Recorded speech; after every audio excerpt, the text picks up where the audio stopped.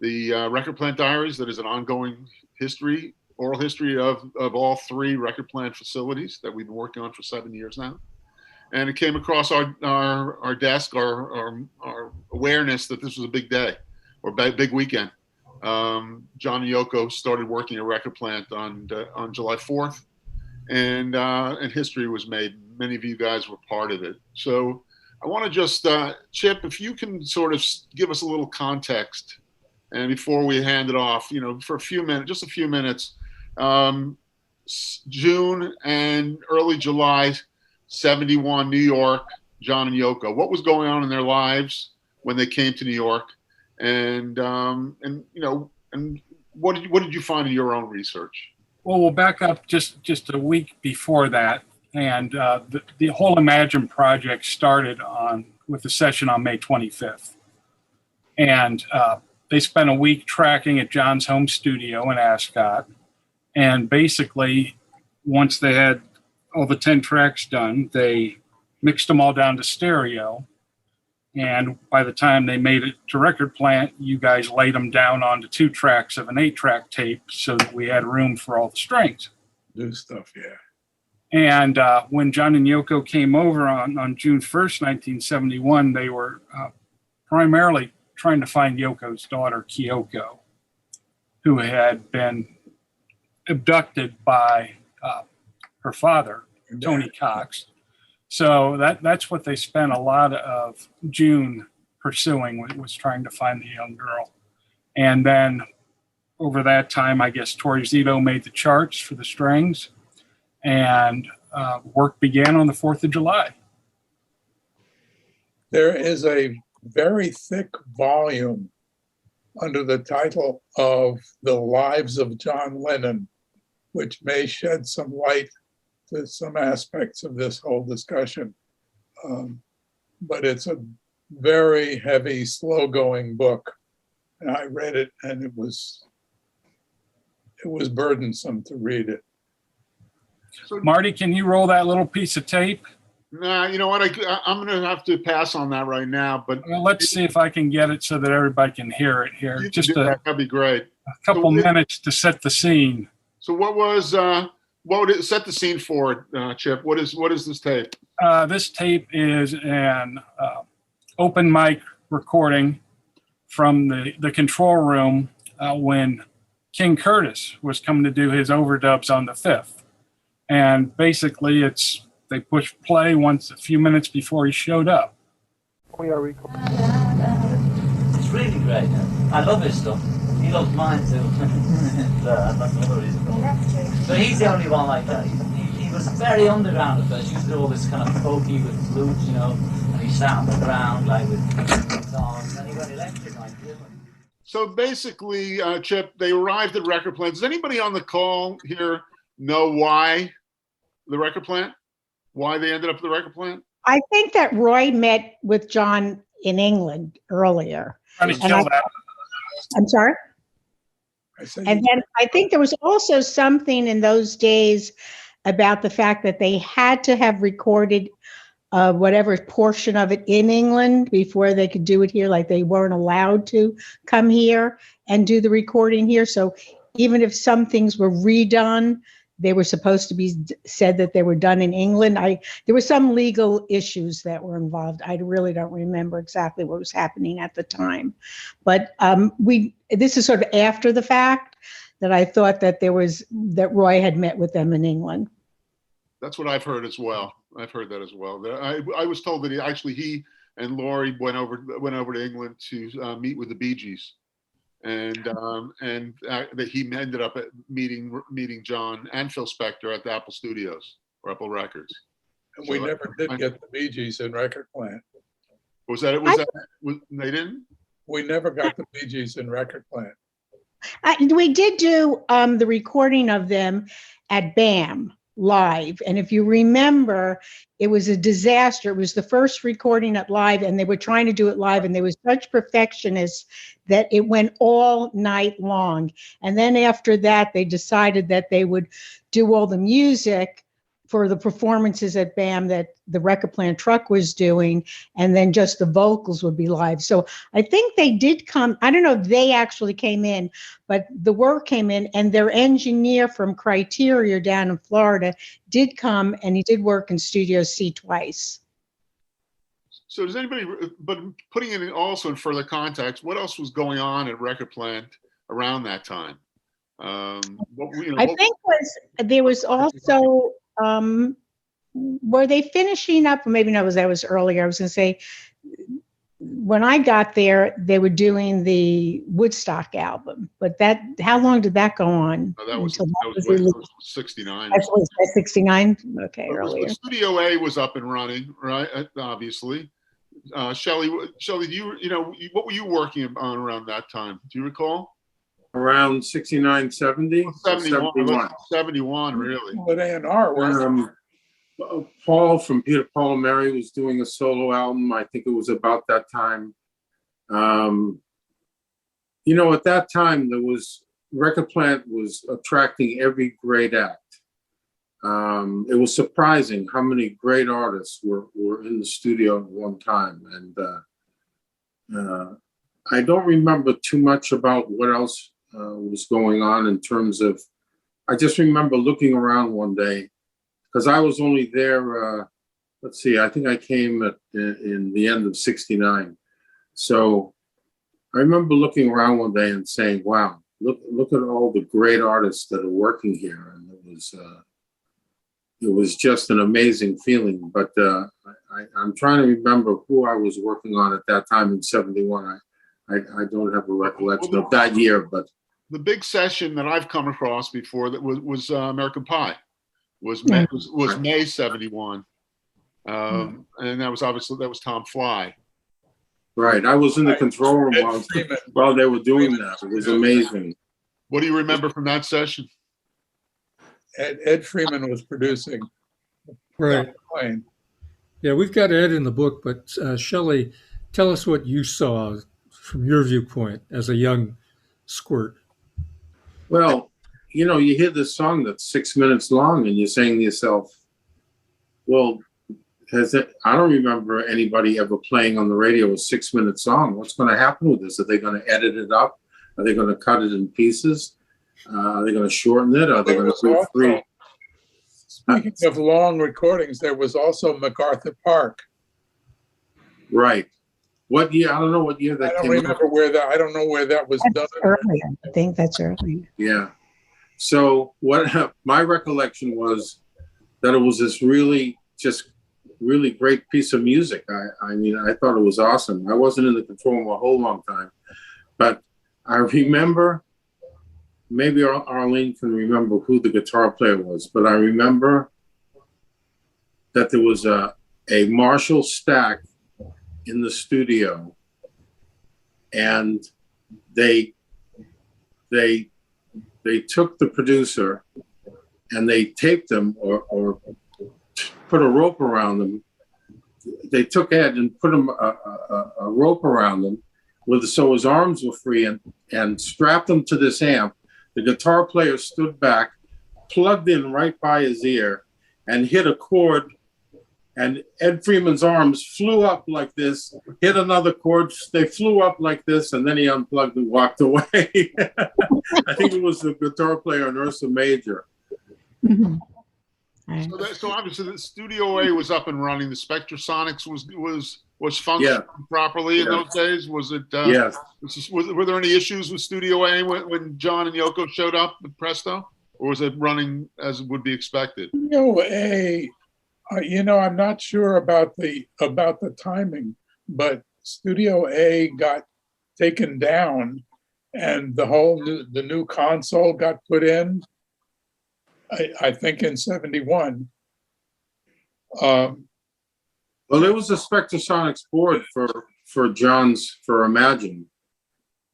The Spectrasonics board was the new thing. Yep. Yeah. That was in place. The old one was. I don't know what the old one was, whether it was a data mix or I don't know what it was.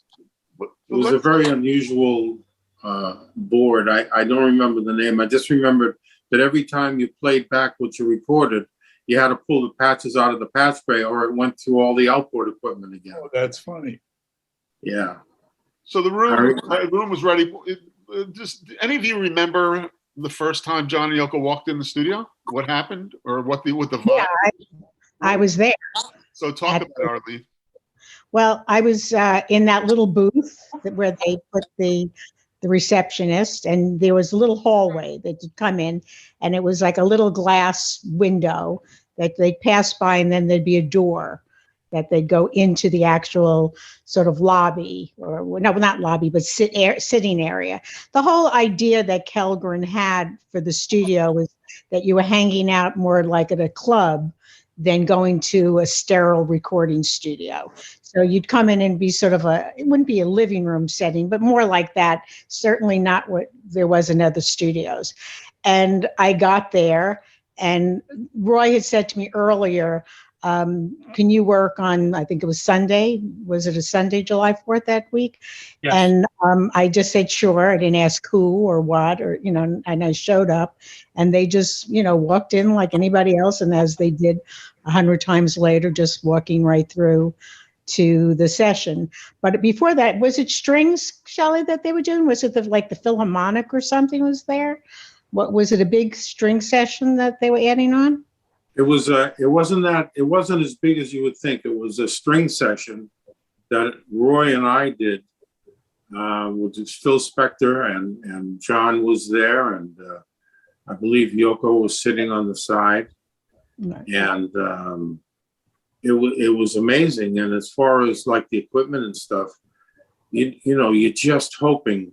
Listen, you're in the control room at attention, because you got Phil Spector there, you got John Lennon, you got Yoko, Roy, myself. I think that Jack may have been in the room also, and you're hoping that nothing. Jack was an assistant, and he wasn't anything beyond being an assistant. Yeah, so he must have been. I think he was assisting us at the time. He was assisting Roy and I, and you're just hoping that nothing stops working.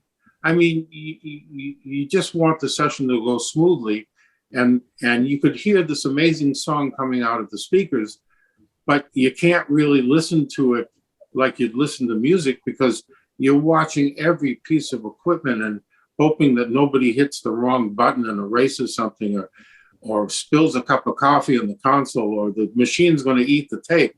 That's what was going through my mind, because I just wanted to keep the session going.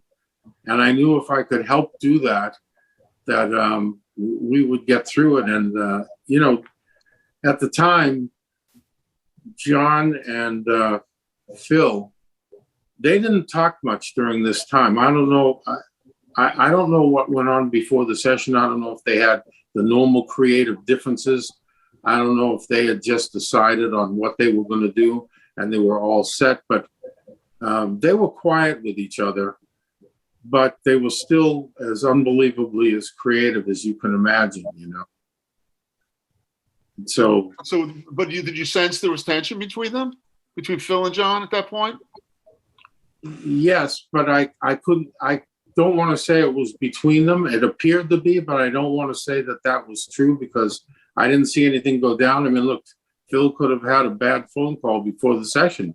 I don't know, maybe he was in a mood, and you just never know where the stuff comes from. But they didn't talk too much. Everything seemed to have been worked out before the session. And I mean, it's amazing being in the room with those guys. They made some of the greatest records of all time, and we're just trying to capture what they created, And it went smoothly, by the way. It couldn't have gone smoother. So it was a night session, or when did they come in on Independence Day? Obviously, didn't mean much. July 4th didn't mean much to John Lennon, but to you guys who were working on the holiday, it didn't make a difference. Yeah, and it was very unusual, because no one. In my whole career, I've never worked on July 4th, but it wasn't. When Roy said, "Hey, we're gonna be working on July 4th," and I said, he told me it's going to be with John, And I said, great, I'll be there, you know. And I couldn't have been more excited about it. Amazing. The You had basically followed Roy from A&R over to Record Plant, had you not? Yes, I think I was at A&R for a couple of years, and I think that I left A&R in August of '69 and went to Record Plant. Yeah. And Roy had gone before me. Yes. He had gone to Record Plant before me and made his own situation there. But when I was at A&R, Roy kind of took me under his wing, you know, and he was a mentor to me. And, you know, he started giving me some of his clients. And because he wanted to do less and focus on other things, be less in the studio. You know, you can be in the studio 7 days a week, 24 hours a day. And that's close to what he was doing. And he wanted to do less of that. So he started, it was great that he trusted me. You know, he gave me some of his clients. And that's a whole another story about going from an assistant to being an engineer and can you do it and all that stuff. But anyway, so he goes to Record Plant, and a few months later he says, okay, Shelly, you gotta quit A&R and come over here. And I said, Roy, I'd love to come over, but I don't know how to leave here. They're very nice to me. I'm doing sessions. I mean, do I have to come right now? And he said, if you don't come over here with those clients I gave you, I'm going to kick your ass. So, so I gave my notice and went over to Record Plant and took the clients with me, and you know, his previous clients, and we were together, you know, 10 years in that place, and it was, you know, Record Plant was really an amazing place. There were this may sound crazy, but there were no egos. Nobody was climbing over anybody to get to a better position. Everybody was trying to help each other make the best session, have your session come out the best it could. I don't remember one person that showed any jealousy, that one assistant or one young engineer was doing more than another. And it was really, truly a team spirit. And there was some funny things that went on, but I mean, you have to break the tension somehow because it gets intense, you know, making good records and making, you know, helping people take their music and make the best it can be. It gets pretty intense with the hours and the less sleep and all that sort of stuff. Arlene and Paul, wouldn't you say that it was really devoid from everything except making music and some funny stuff that went on? I mean, am I close? Absolutely. I think, you know, it was, you know, I think it was also part of the industry, or maybe it was just the experience of Record Plant. There's a blurred line between your personal life and your business life. And you went to work, you looked forward to it because these were where your friends were. And I think everything, the people I socialized, everything I did surrounded, you know, basically my friendships at Record Plant, which many still have till today. And I agree with you about no egos at all. I think there would always be things where certain assistants wanted to work on certain projects, but yeah. It didn't come from a place of ego. It just came from, you know, the experience of wanting to be on certain, you know, bodies of work. So is that what appealed? Why we've enjoyed getting together every AES show year since the studio went out of business.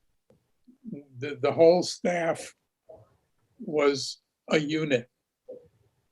You know, if you want to call it a family, maybe, but the staff was a unit. Everybody would cover for everybody else. And as you say, there was not an ego situation. And this is why we really enjoy getting together a year or two late, you know. Yeah. When the AES show brings a few people in from out of town so that we all can get together, you know. See, and the client, what you're saying, Paul, and the clients felt all that. They could feel that vibe. And that's why John was so comfortable with Roy and the rest of us. And, you know, I worked with John on Walls and Bridges, and the fact that he worked with me as a young buck and trusted me, it says a lot, you know. I mean, that, and that Roy was involved in other things at the time. And he, you know, he said that John wanted to work with Shelly on this project, and, you know, and John accepted that. And it was that kind of trust, and that, you know, and while we're working, you know, Jack could have been in Studio A when he became an engineer, and I was doing Walls and Bridges. He was probably in there with Aerosmith, and who was in another room with, you know, another big act, or Springsteen. You know, Jimmy might have been in a room with Springsteen. It was some amazing stuff going on. But it was but you think that John sensed that that sort of was part of the reason why he stayed there. He came, yes, and really never left. I mean, there was obviously the period on the last record when he went to work at Hit Factory, but other than that, he worked at a record plant. Yes, he did, and for many years. There was something. Jack knows the reason he went over to Hit Factory, and I don't remember exactly what it was, but it was some unusual sequence of events. But aside from that, I mean, it wasn't a falling out or anything like that. But aside from that, John would come around like he was one of the guys. I mean, you know, John just wanted to make music and take his music and make it the best it could be, because he wanted to hear it that way. He wasn't doing it for anybody else. And he would walk around that place like he was just one of the rest of us, and even though he wasn't, and he was that comfortable, and that's what the vibe was like. And unfortunately, people that are watching this who weren't there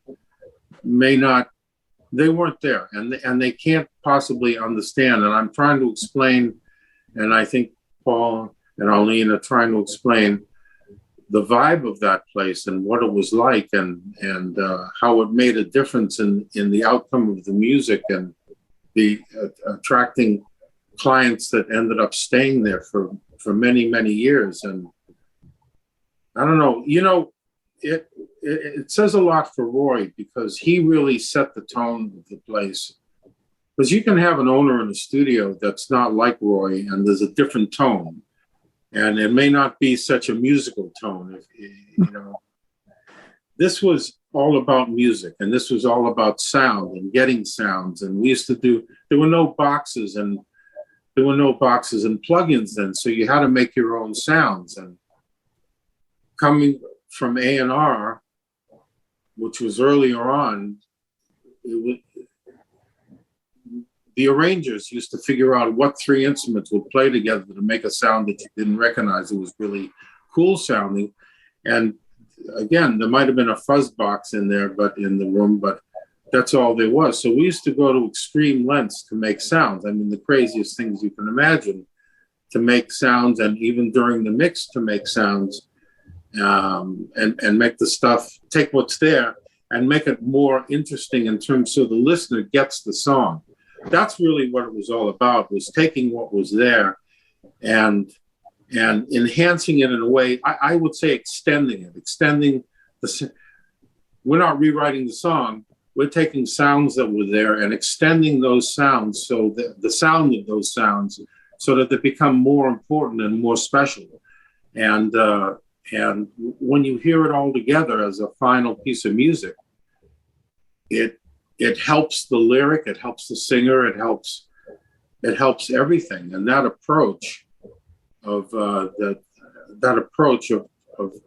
having stuff sound special, and not, listen, my pet turtle can kick up the faders on any console, but it doesn't mean it's gonna, and get a great balance, but it doesn't mean it's gonna sound like something, you know? There's a difference between think we lost you.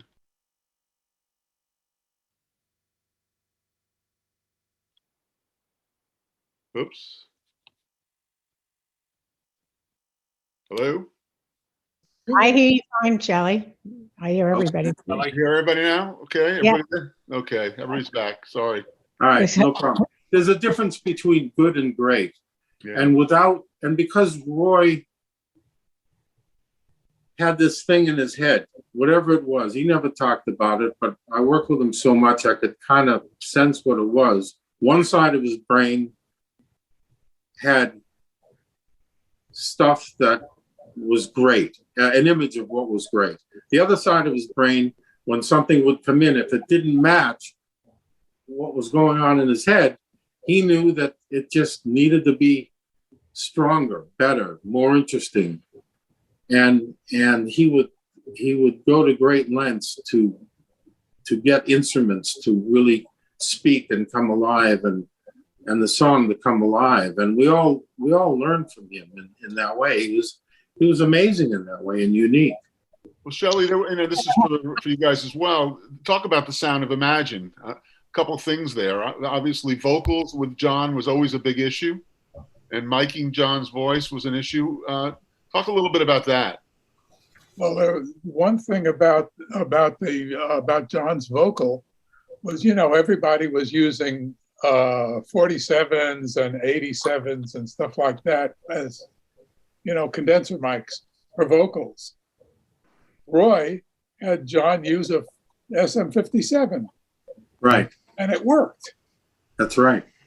It worked. It worked amazing. Well, that was on Imagine? He also used the PLM a couple of times, but the 57, I don't know which album it was, but I know that he did that. I heard it was a dented. What the hell are you doing? But it was great. That's a workhorse microphone, and it's used certainly is. It's the hardest microphone in the business. On some people, that microphone sounds fabulous and it takes reverb, unbelievable. And on other people, that same mic sounds horrid. So it has a lot to do with what you're starting with. Yeah. Whether the voice matches the characteristic of the mic and stuff. But see, that's what was great about Roy. He didn't care about, the norm. I remember one time at A&R, before I became an engineer, when I was assisting Roy, the meters were just banging over. I mean, the speakers were loud in the control room, but I could hear the meters clicking against the pins. He was hitting them so hard. And I whispered to him, Roy, some of your tracks are slamming +3 and beyond. And he turned around to me and he says, how does it sound? And I said, it sounds amazing. He said, okay, well, there's your answer. So then he took a piece of paper and he drew meters with the pointers pointing at 5. It's not just 0 to 3, but 5. He said, okay, you happy now? That's funny. But that's what Roy was like. He would say, use your ears. Listen, this wasn't about the articles you read and what other people did and how they got their sounds. I mean, that's all interesting stuff, but it was always about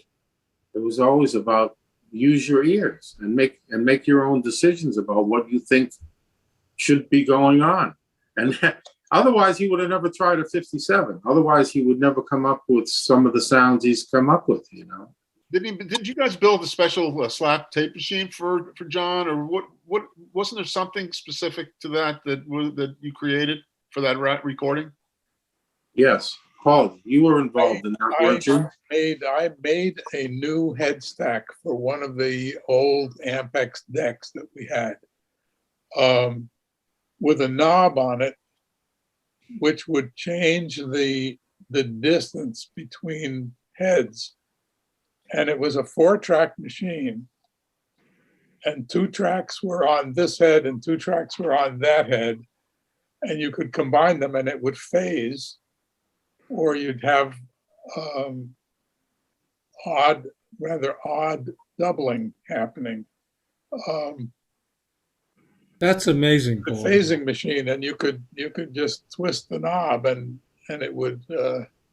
And I think I may even still have the plate, the bottom plate of that head stack. I'm not even sure whether I still have it or not. You know, the Beatles had this thing called ADT, automatic double track. Yep.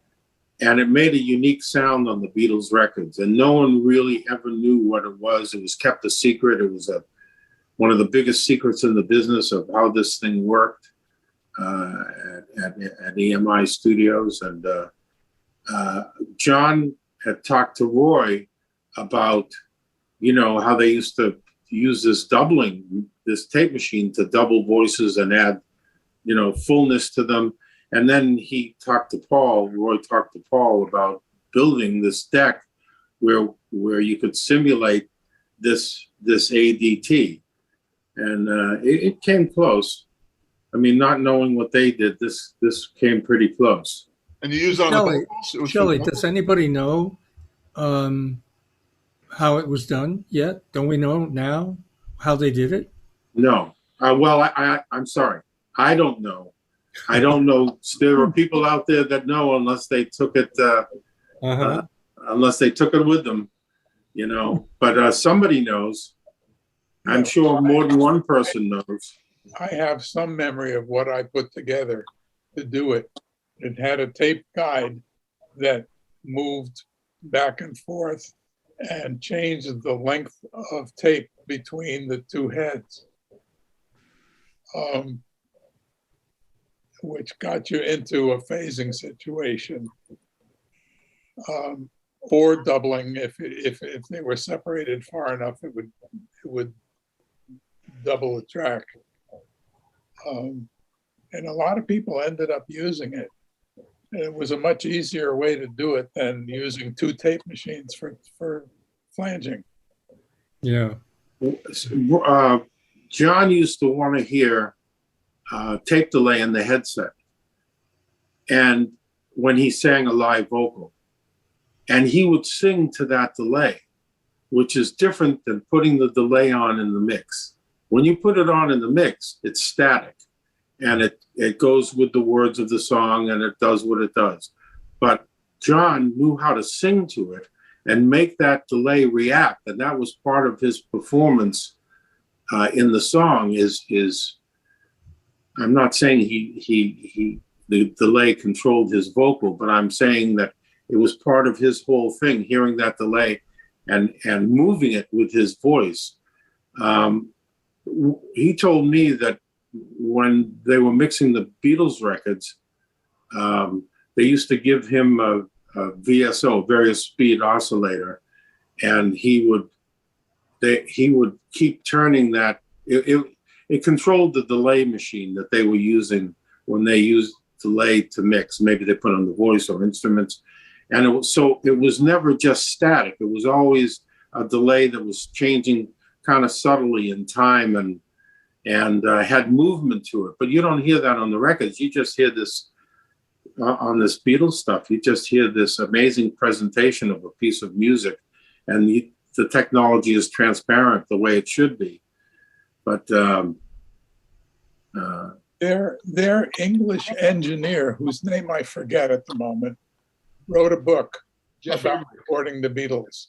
Jeff Emmerich. And every time John came into the studio, he wanted something new to be done to his vocal,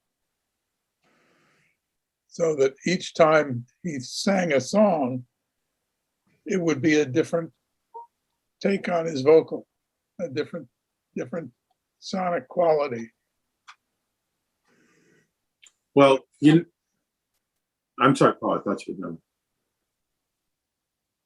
No, go ahead. Well, if you listen to Imagine and you listen to the vocal on Imagine, at the end of every phrase, he's using vibrato, but it's a different vibrato at the end of every phrase in that song.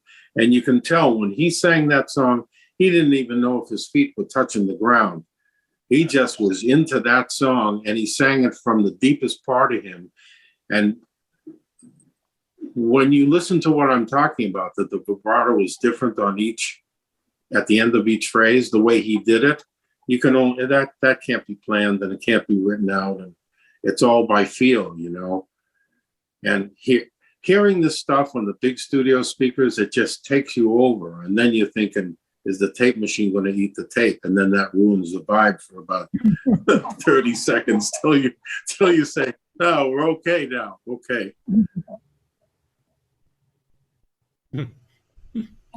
Hey, Arlene, You know, Arlene, Yes.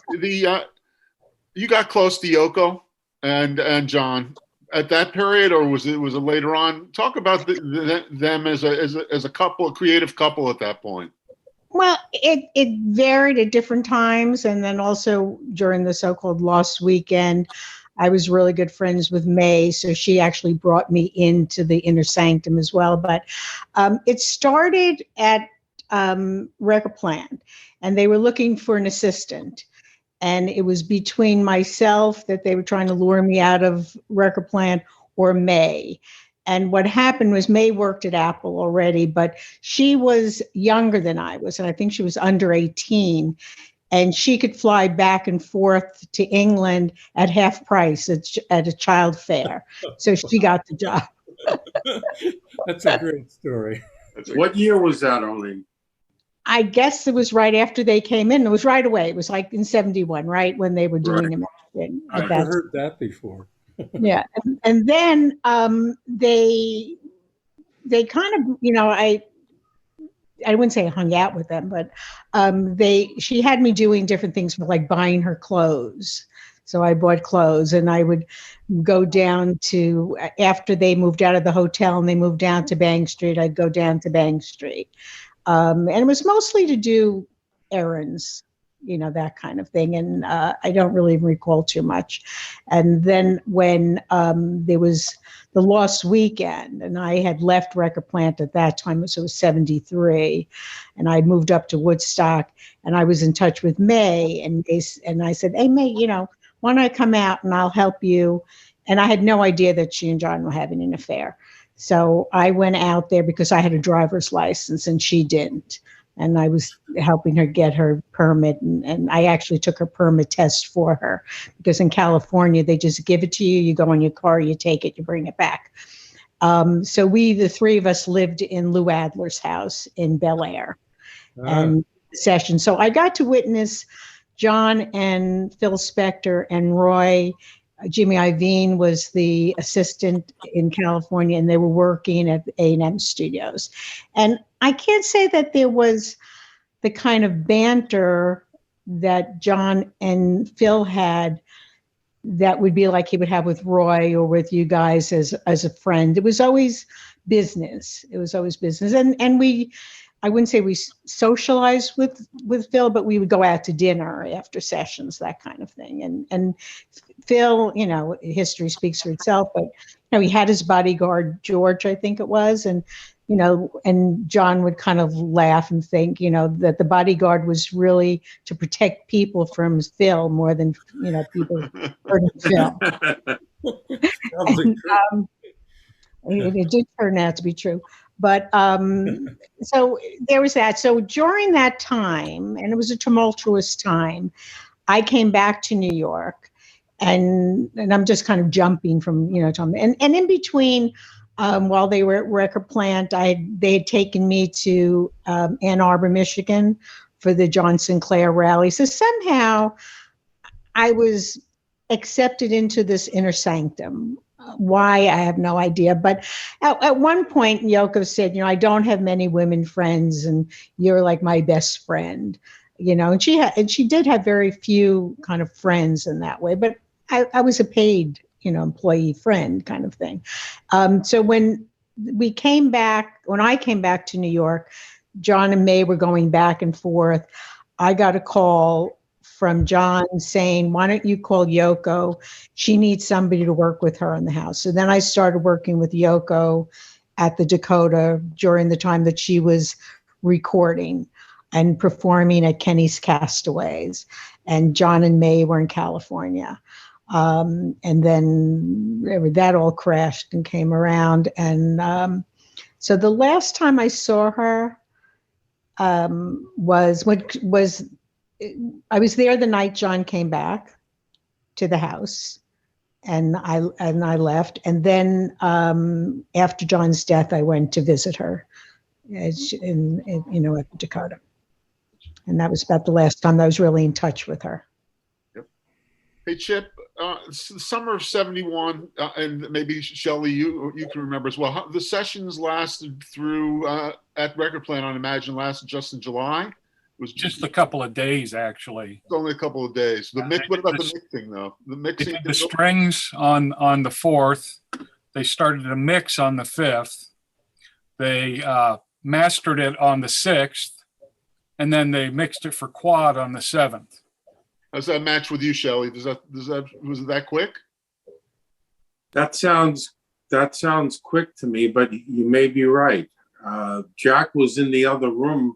Jack was in the room next door for a week, working on some other stuff for the album, and might have been some of the other songs, doing overdubs.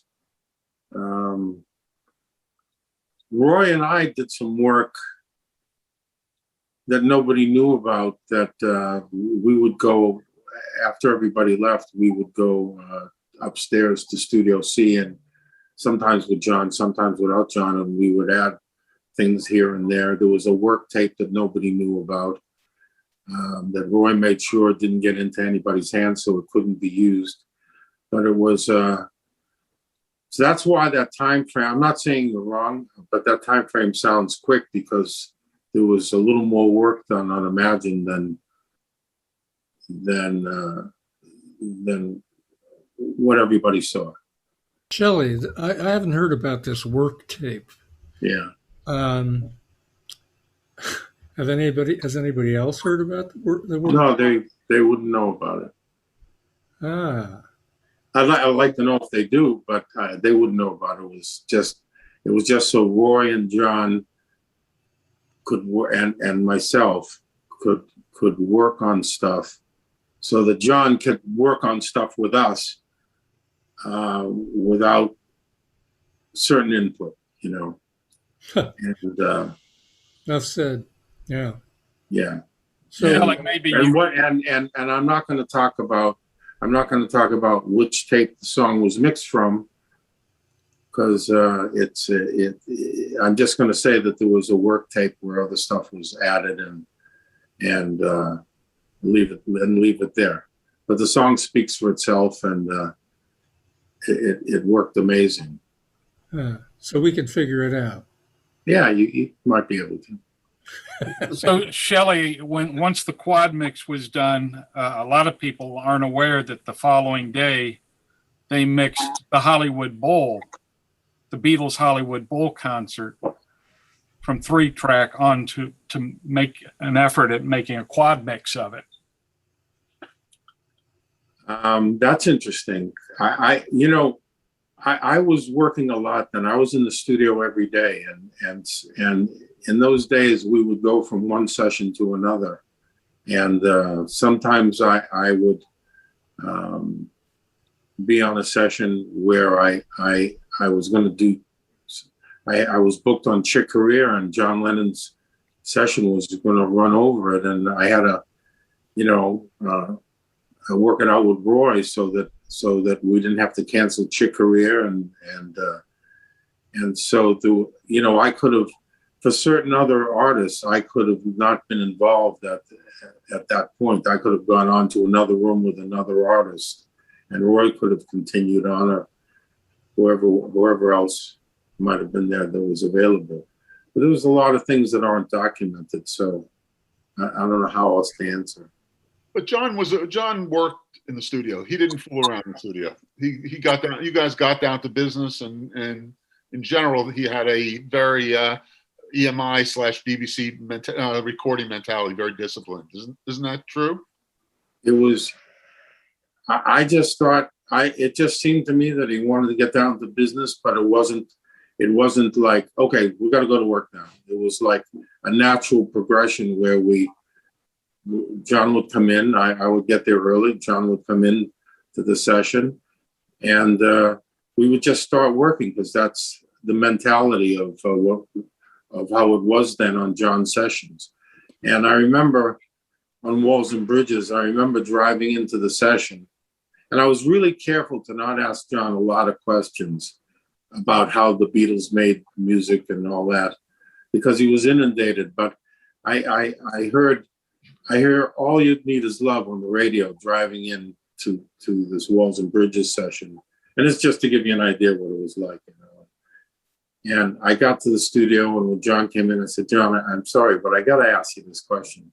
Are those horns and strings on All You Need Is Love, are those Mellotron horns and strings? It's no, mate, it's the fucking London Symphormonic.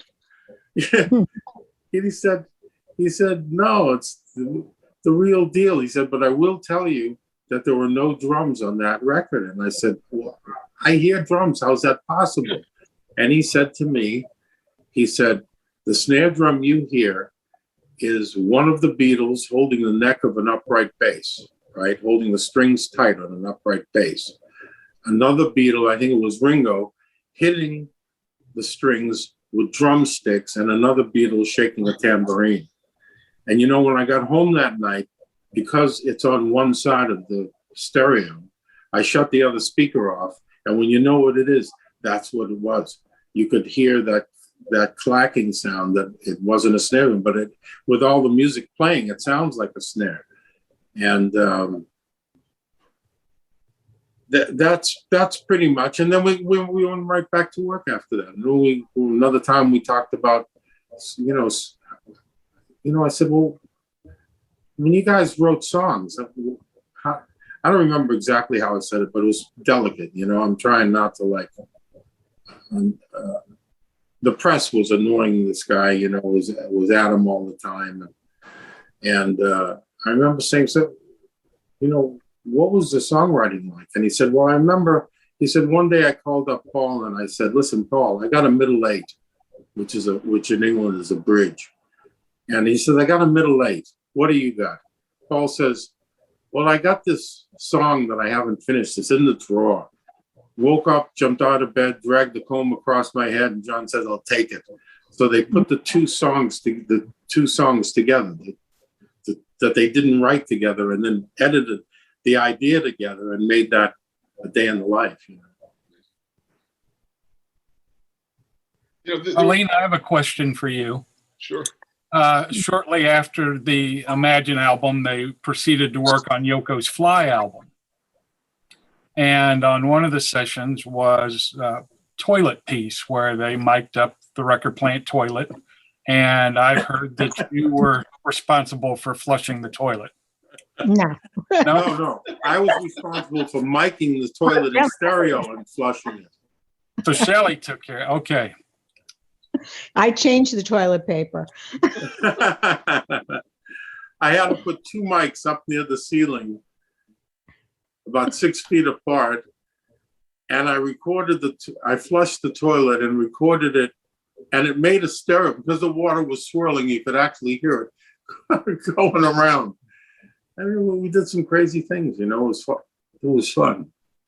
Did you guys use the old grand piano on those sessions at all?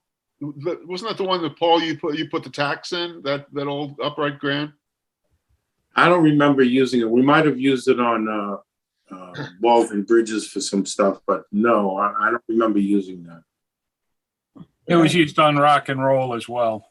There was a tack piano. Yeah, I recorded it Rock and Roll. was an upright, not a grand.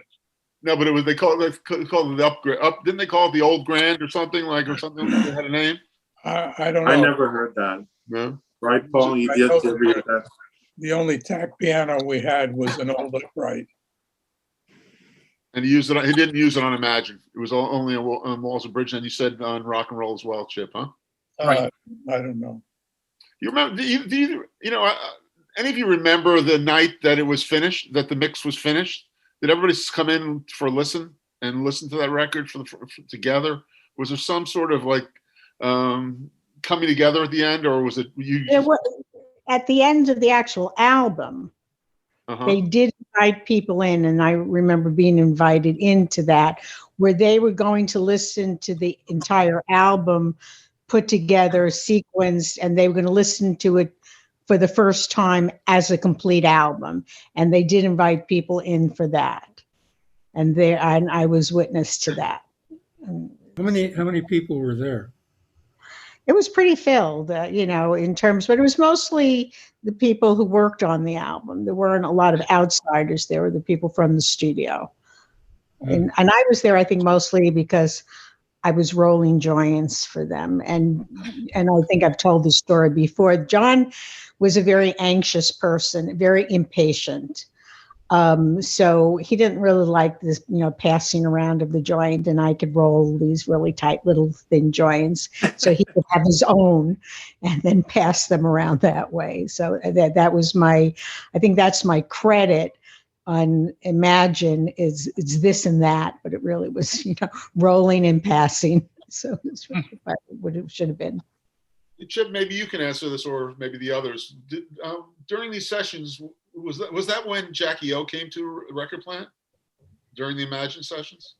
As far as I know, Jackie O came to the sessions during the Elephant's Memory album, which would have been May of '72.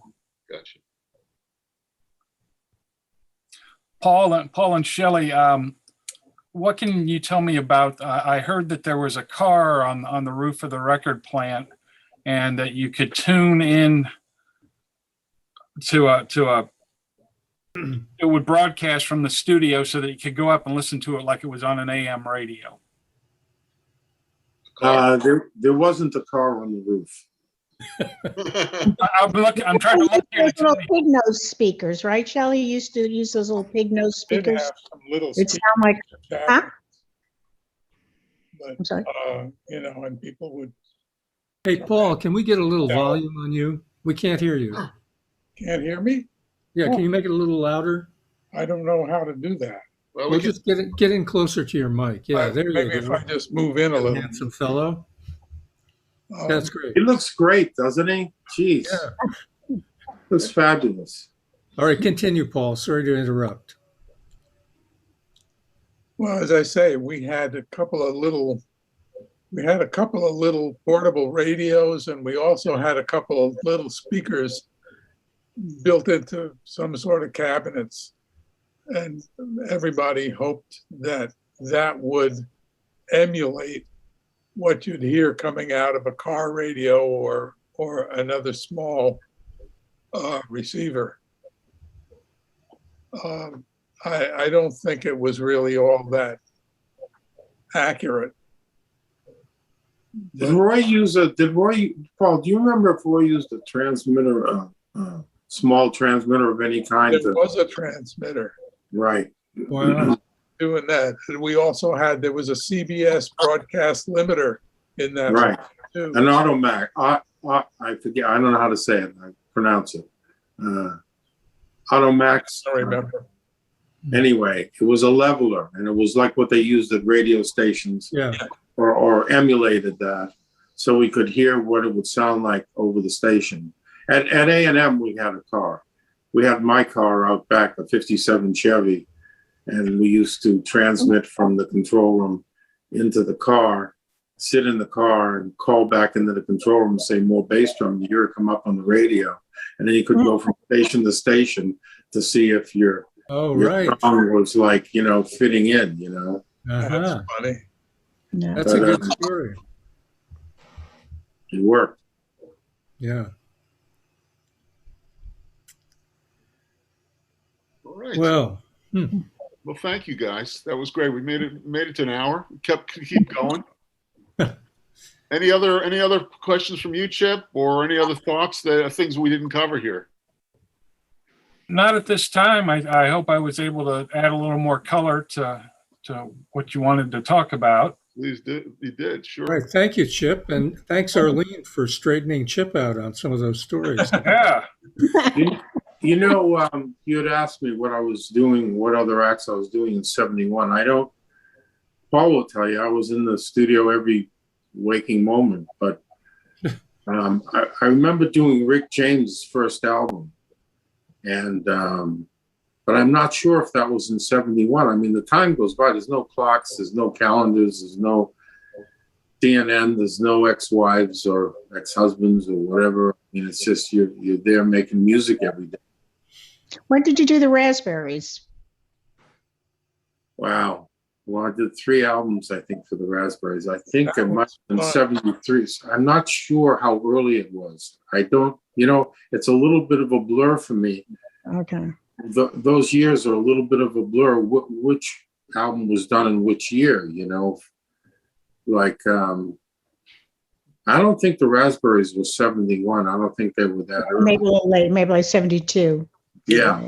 You'd have to consult with Jimmy Einer. Right. There's an Eric Carmen story that he's told about literally running into John Lennon and knocking him down in the Record Plant bathroom. Basically, his first encounter was and apparently you know better than me. There was a small bathroom in the lobby or whatever. Yeah. And he went into the bathroom. Tiny bathroom downstairs and a bigger one upstairs. But anyway, so John was coming out while he was going in, and he actually smacked him to the ground. And that was his first memory of meeting John Lennon. I was also working on Johnny Winter, but I don't remember if it was in 71 or not. And there's a picture of John Lennon, Johnny Winter, Jimmy Iovine and myself. I've seen that. Yep. That was June of 1974. Notes on that. Was that 74? June of 74. John Dawson Winter III was the album, and I ended up actually playing a couple of notes on my slide guitar. Yeah. Johnny Winter plays a really big role, obviously, in Record Plant for a couple of reasons. One, obviously, he was a customer, but Steve Paul was his manager, right? Yes. And Steve Paul was the owner of the scene, which was where and Teddy. That's where Gary and Chris really started hanging out, and both Gary and reportedly, and maybe Marta could pop in on this, was impressed by that place and got the idea for more of a club-like studio from the scene. What's interesting? Hey, Marty, you have Marta muted, right? I'm going to ask her on mute right now if she wants to join in. What's interesting about music in that day? There was Media Sound, there was Record Plant, there was Hit Factory, a few other. Electric Lady, right, thank you. And you could usually tell on the radio, you could tell pretty much what studio did a certain record because they had a sound. And they had bell sound, it was endless, but there was about 3 or 4 studios where you could pick out where a song was done. And it had a certain character to it. And I think that 9 out of 10 times you'd be right if you guessed at it. And now, I'm just making this point because now you can't tell where it's done. There's a lot less, I'm not a purist, but I think there's a lot less personality in the sound, not in the productions, but in the overall sound of music now. It all sounds like it's a lot of it sounds like it's done by the same person in the same studio. There's not a lot of differentiation between the character of a piece of music. Sure, the song and the melody is exempt from what I said, but the overall sound of it is quite different. And in that day, everything had a very strong personality. And I remember that without ever talking about it, that's really like on Imagine and other stuff that was going on at the time. It was always the same approach, was to take what was there and make it jump out to the listener in a way that was musical and attractive, and without thinking about, I need to make this jump out to the listener and I need to make it attractive. It was all like everyone's sensibility was in the same place, so to speak. And that's why clients would come to that studio, because they knew that the people who worked there, the engineers and assistant engineers and tech guys, and that vibe there would help their music end up in a really good place. And maybe that sounds a little unusual, but that's really what was going on. And not to mention the office, people in the office like Arlene and the other girls in the office. I mean, it was same thing at A&R when I was there. It was, remarkable, the talent that was coming into these studios in New York at the time. Anyway, just thought I'd add that. Yeah, it's great. For the people who weren't there.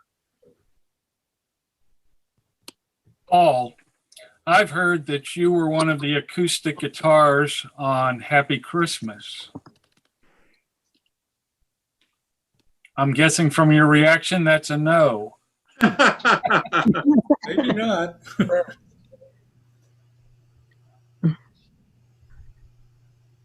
Is he frozen there? It looks frozen. There's talking.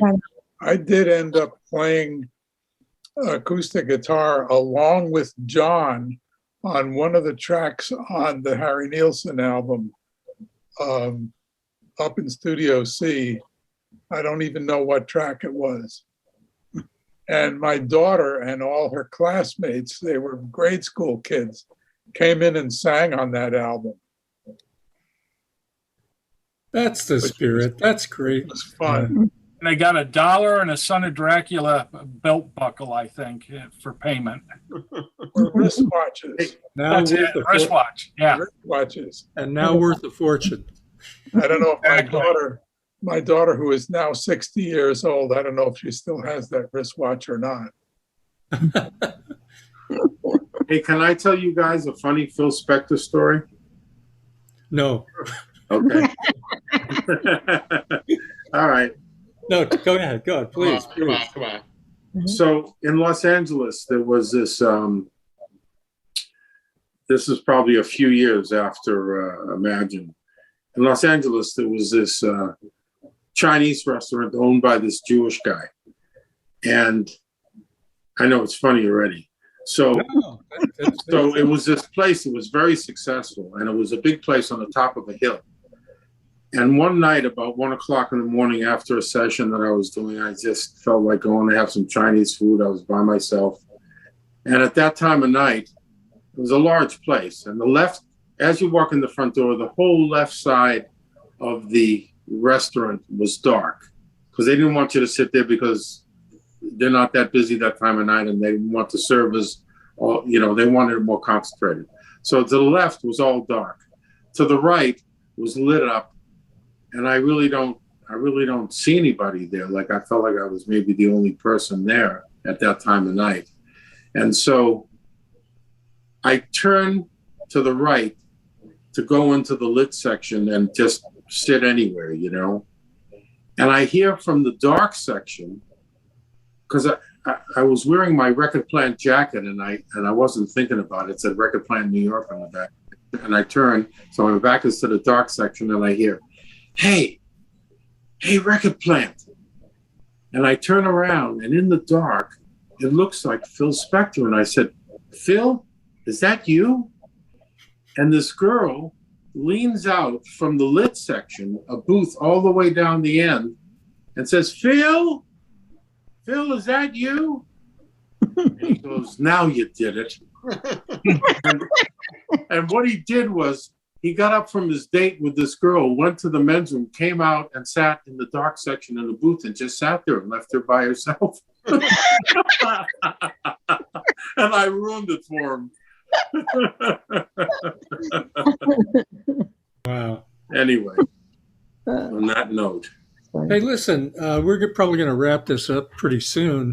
I'm sure we got to hear more from Paul, or as Marty calls him, Presto, which I like. And Shelly, you're invaluable for this. And Arlene, this has been great. And Chip, I hope you can join us too, because, you can correct us or the other way around. I don't know. So let's try. Marty, what do you say? Let's do these, not right away, but let's do another one of these and rope in a couple more of you rascals. That'd be great. So there's a lot to talk. If we weren't focused on the 1 year, yeah, but there's a lot to talk about. And like Arlene was kind of going through a little bit of the history and stuff. There was some wild stuff that went on, you know, crazy stuff. Is this Beatles only? No, but listen, we're just talking right now. Obviously we called the group together because we thought the timing is right. But if you got some memories, share them, of course.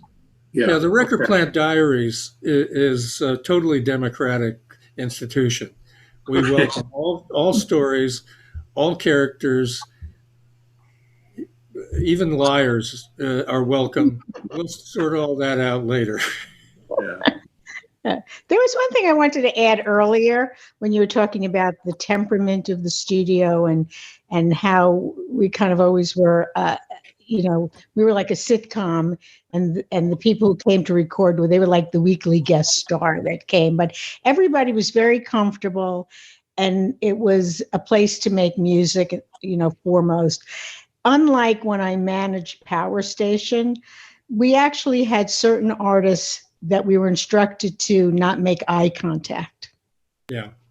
Wow. That they would have to actually acknowledge you and say hello. And that was not the vibe at Record Plant at all. Yeah. Right. Big difference. And huge difference. I don't think that would have worked at Record Plant. No. So fuck you. No, Roy would have never thought of anything like that. Yeah. Right.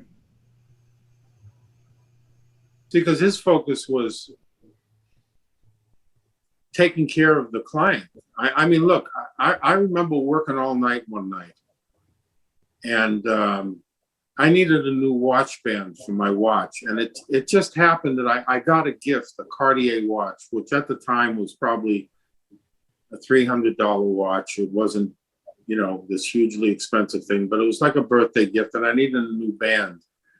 And I remember leaving the studio like 8:30 in the morning after working all night. On 9 o'clock, went over to Cartier to get a watch band. And I was trying to pick one out, and the girl says to me, "I don't think you can afford this one."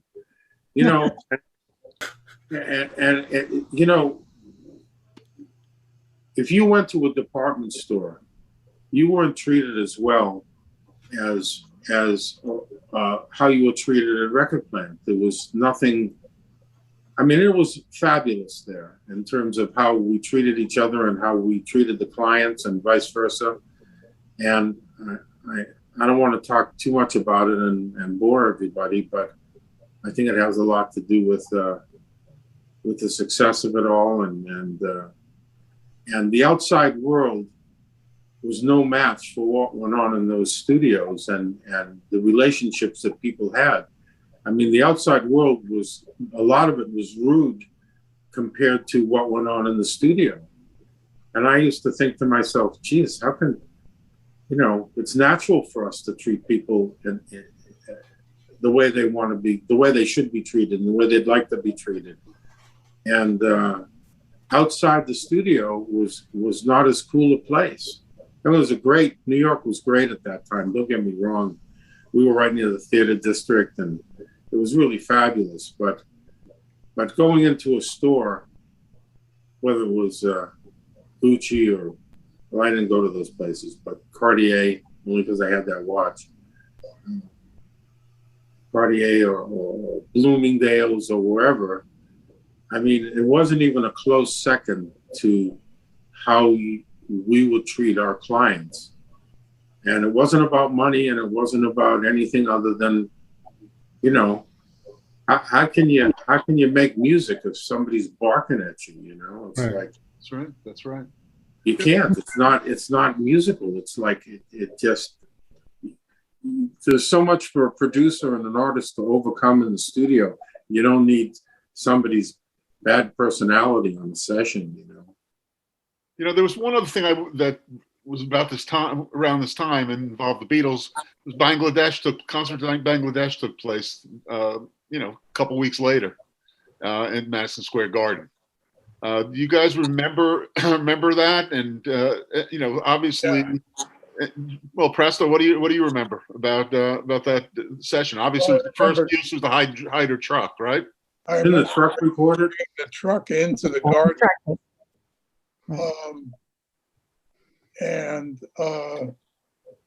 I don't think I wasn't there for the actual gig, but I was there for the setup. Kelvin came in to do it. Yeah. The interesting thing about Kellgren is that the Kellgren concept of the ultimate comfort of the artist worked its way through the whole staff, which is what Shelly's been talking about. Everybody's intention at the studio was to make life easy for the artist. And it had to do with the physical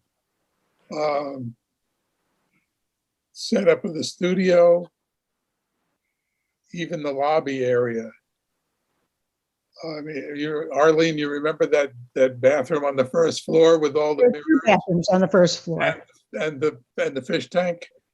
Right. There were the fish tank. There were two bathrooms. There was one that was like in the hall, that was the mirrored one for Right. for the clients, and then there was a bigger one that was in that little office for the staff.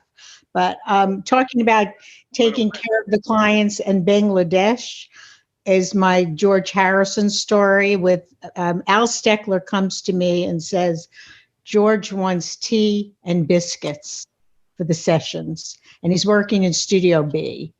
So tea and biscuits, what do I know about British, tea service there? But I go to McNulty's and I'm searching for like all these British teas, and I go and I buy a copper teapot, and I go get, dishes and cups and saucers, Chinaware for him. And we get a table and we get a linen tablecloth on it. And we set up this entire thing in the lobby outside Studio B for George to have his tea and biscuits. And where am I buying biscuits? And in those days, B. Altman had imports that they had. So I get these British teas and I get these British biscuits and make these teas and brewing tea in the lobby there and all this stuff. And then he comes and he has it and then comes to me and said, can you get Lipton tea and Oreo cookies? Wow. That's great. He really just like that. So yeah, that's a lot easier. George was a really nice guy. Huh? George was a very, very nice guy. Yeah. George was a nice guy. Yes, he was. Yeah. It was a thing that you did learn from, more so Record Plant than I'd say Power Station, was sort of the bigger they were, the nicer they were in many ways. Do you remember when Paul Anka came in and bought like pizza for everybody? And like here we were, these kids, the assistants and the secretaries, like somebody calling in and getting pizza for everyone was the biggest thing. But Shelly and Paul, this is more your thing. Do you remember the producer telling who were you the engineer on that? Do you remember who the engineer was? No, I don't. And they were saying, I remember him telling him in the office by me, don't put echo on it, because if Paul hears echo, he's going to want echo, and the producer didn't want to put echo on it or something. Okay. Don't let him hear echo. Oh my God. But I had nothing really to do with the technical part, other than learning, so that when I went on and then went to other record companies, kind of using some of the tools that I kind of would overhear you guys using to work on things outside, when I went on to ATV Pi and Polydor. Interesting. But Imagine wasn't mastered at Record Plant, right? It was mastered at Bell or Bell. We didn't have a cutting room in those days. Yeah. So Capitol Marino wasn't over at Record Plant yet. Yeah, no. Not yet. The disc mastering facility went in later. I had been a disc mastering engineer over at A&R, and so I was the one who opened that room. Helped build it up and then operated it for a while until George Marino came in. And Marino and Good thing. And then I went back to the maintenance department. No, I think Capitol closed their mastering in New York around that time, right? And that's where those guys came from. Yeah, I remember for instance, when the Who came in, and they had stuff they had already recorded. I don't know where, probably in England, but I'm not sure. And I had to cut them ref discs. And you know, and that was fun because it was the first time I'd ever heard some of that material, Behind Blue Eyes and stuff like that. That was the stuff that became Who's Next, right? Who's Next? Yeah, Who's Next album. That was Jack Adams, right? Was the engineer? Yeah, and they recorded it all over again down in Studio A. And Jack Douglas worked on that as I think as an engineer. Maybe right. He did. Was the engineer on that too? Yes. Sam Feldman cut Imagine and all of John's stuff up until I think the Mind Games album, when Todd Rapstanek started doing it, the Master Cutting Room upstairs. I think the Mind Games album was the first thing he did. Interesting. Way to kill a conversation, eh? No, there was actually another, and if there again, there's I never interviewed him, obviously, because Bonz has got his new hat on. Well, but I think we're going to I couldn't reschedule the gardeners, so we got a tree being chopped down 10 feet away over there, and I've been stepping out once in a while to make sure everything's okay. So are you trimming a tree to be bonsai? Well, no, not this one. But you know, is everybody okay with us just posting this and letting people watch it after the fact? We good with that? Sure. Sure.